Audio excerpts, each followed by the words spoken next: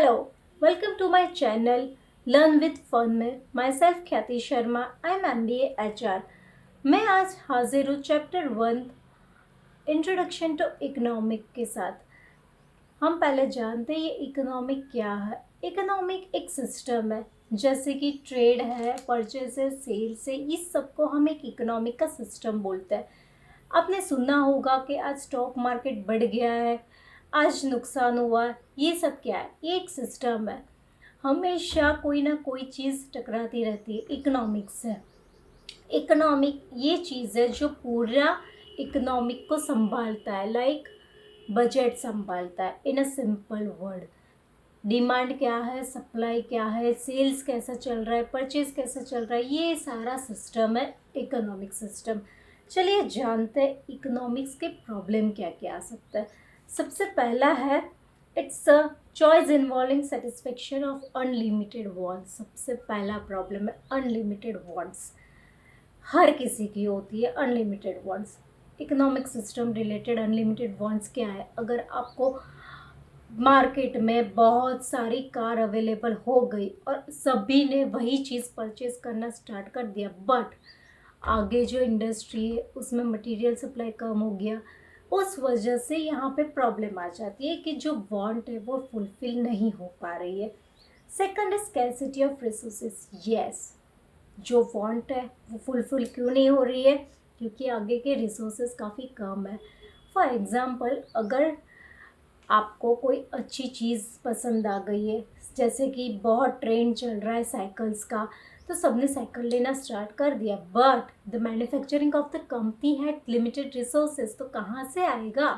वो बनाएंगे कैसे विदाउट एनी मटेरियल? तो उस हिसाब से आपके पास वांट जो आपकी है वो फुलफिल नहीं हो रही, उसलिए आप अल्टरनेट चूज़ कर लोगे। ये भी एक प्रॉब्लम है। अगर वो वहाँ से आप हट के बाइक पे आ गए कि चलो मैं बाइक ले लेता हूँ या ले लेती हूँ स्कूटी, तो उसमें ये अल्टरनेट आ गया, but at the same time जो साइकिल का डिमांड है वो तो डाउन चला गया, उसके रिसोर्सेस नहीं थे, इसलिए वो लॉस में चला गए। ये तीनों मिला के होता है इकोनॉमिक का बहुत बड़ा प्रॉब्लम। इसीलिए कहते हैं कि इकोनॉमिक प्रॉब्लम में हमेशा हर चीज़ में एक लेवल नहीं होता है।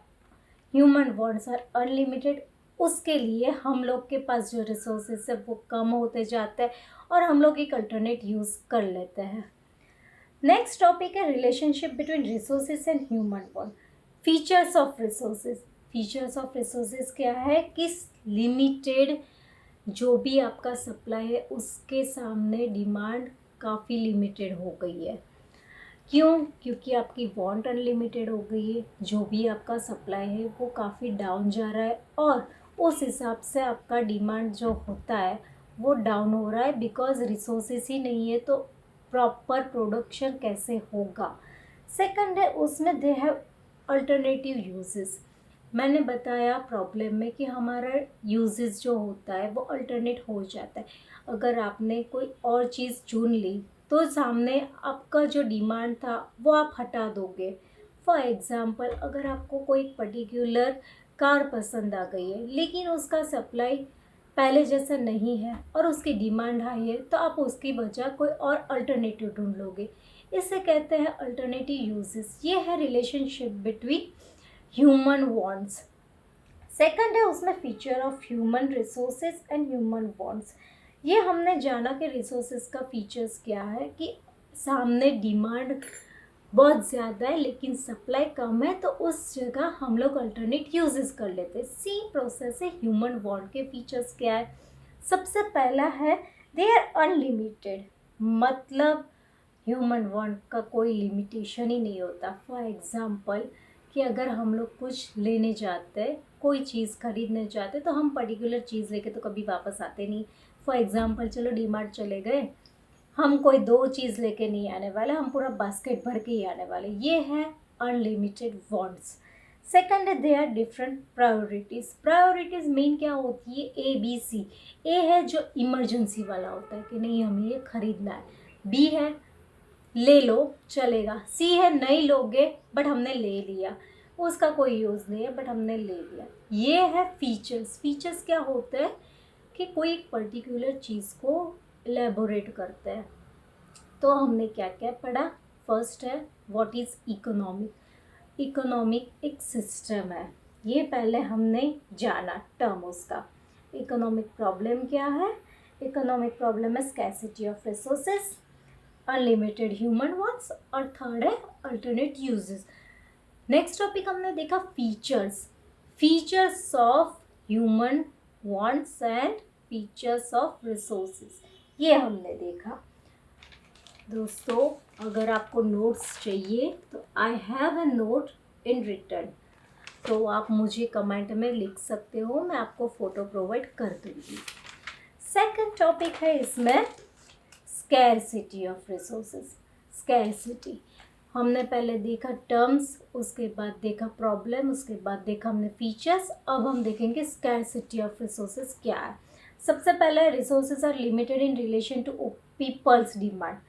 ये हमने पहले देख लिया कि रिसोर्सेज इतने ज़्यादा है पर पीपल की डिमांड की वजह से वो चीज़ लिमिटेड होती जा रही है, हमारी डिमांड काफ़ी ज़्यादा है। हमेशा एक चीज़ याद रखना, प्रैक्टिकली चीज़ है कि हम ह्यूमंस की डिमांड बहुत ज़्यादा होती है, अनलिमिटेड वांट्स होती है, इसीलिए सामने कभी कभी जो रिसोर्सेज होते हैं वो डाउन होते जाते हैं। सेकंड है scarcity is universal and applies to all individual. Universally applies और हर इंडिविजुअल ये रिसोर्सेज अप्लाई करते रहता है, लेकिन कहीं ना कहीं स्कैरसिटी आते रहता है, हर जगह वो फुलफिल डिमांड नहीं हो पाती है, इसलिए अप डाउन इकोनॉमिक में आता रहता है।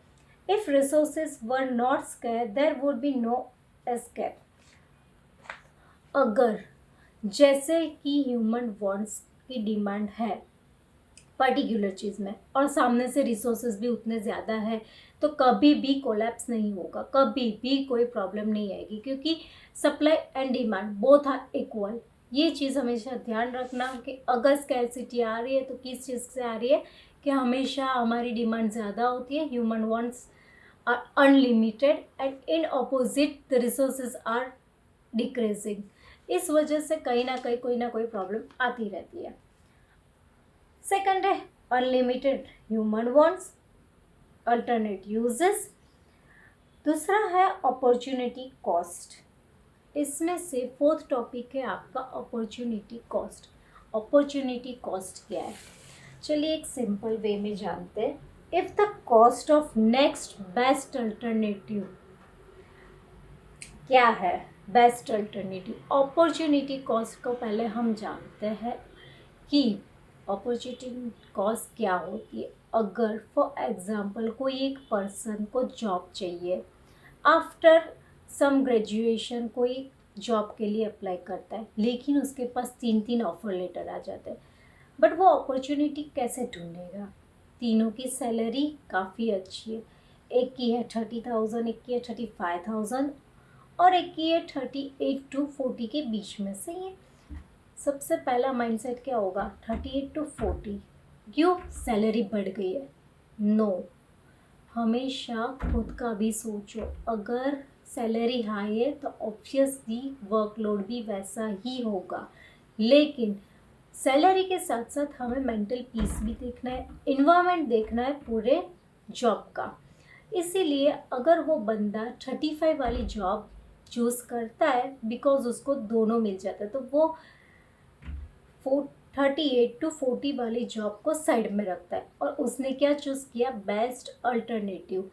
ये है अपॉर्चुनिटी कॉस्ट कि 35,000 वाली जॉब उसको बेस्ट अपॉर्चुनिटी कॉस्ट लगी, जिसमें उसको कंफर्ट भी मिल रहा है जॉब में कि एनवायरमेंटल फ्रेंडली जॉब है, सैलरी भी अच्छी है और वो अपना काम इजीली कर भी रहा है। ये होता है opportunity cost. The branches of economic, next point है branches of economic. 2 main branch जो मैंने सबसे पहले बताया, micro economic, macro economic. Micro economic base होता है थियोरी बेस पे, जैसे कि माइक्रो इकोनॉमिक्स में हमने जैसे पढ़ा इकोनॉमिक क्या है, वो हम थियोरी बेस पढ़ रहे हैं। लेकिन सेकंड है मैक्रो इकोनॉमिक जो कि है इनकम थियोरी पे। इनकम थियोरी मतलब पूरा बिजनेस इकोनॉमिक, आपको जो 12th स्टैंडर्ड में आप डिटेल में पढ़ोगे। माइक्रो इकोनॉमिक है प्राइस थियोरी पे। प्राइस थियोरी कैसे आप जानोगे, जैसे कि मैंने अभी आपको सैलरी का एग्जांपल दिया वैसे। प्राइस थियोरी पे होता है macro economic and income theory पे होता है मैक्रो इकोनॉमिक। अब हम देखेंगे मेन चीज़ क्या है, माइक्रो इकोनॉमिक क्या है और मैक्रो इकोनॉमिक क्या है। ओके, उससे पहले आप लोग ये चार्ट देख लो। यहाँ पे काफ़ी अल्टरनेटिव्स है, देखो बेसिक्स है, मीनिंग है, टूल्स है, बेसिक ऑफ ऑब्जेक्टिव है। ये आपको इजीली आपके टेक्स्ट बुक में भी होगा, आप गूगल पे चार्ट भी देख सकते हो। ओके, चलिए जानते हैं कि क्या है ये। इकोनॉमिक एक ग्रीक वर्ड है। सबसे पहला तो ये है, ग्रीक वर्ड में माइक्रो कैसे आया कि माइक्रोस करके आया, जो कि होता है micro means small, macro means large. Basic क्या है उसका, माइक्रो इकोनॉमिक का मीनिंग क्या है, it's a part of economics which study behaviour of individual unit of economic. हमेशा ये चीज़ याद रखना कि माइक्रो इकोनॉमिक्स इंडिविजुअल पे काम करता है और same macroeconomics large unit पे काम करता है। माइक्रो इकोनॉमिक्स अपना इंडिविजुअली वर्क करता रहता है।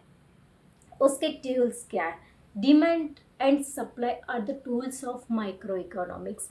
जैसे कि हमने स्टार्टिंग में पढ़ा, डिमांड एंड सप्लाई होगा तो उसके रिसोर्सेस अच्छे होंगे, और उसके मैक्रो में होता है aggregate demand and aggregate supply are main tools. Aggregate means large number of tools, वो होता है उसका demand and supply. Basic objective क्या है, it aim to determine price of commodity of product. यहाँ पे मैक्रो में है determine of income and employ level of country. Micro economy determine करता है प्राइस ऑफ अ प्रोडक्ट।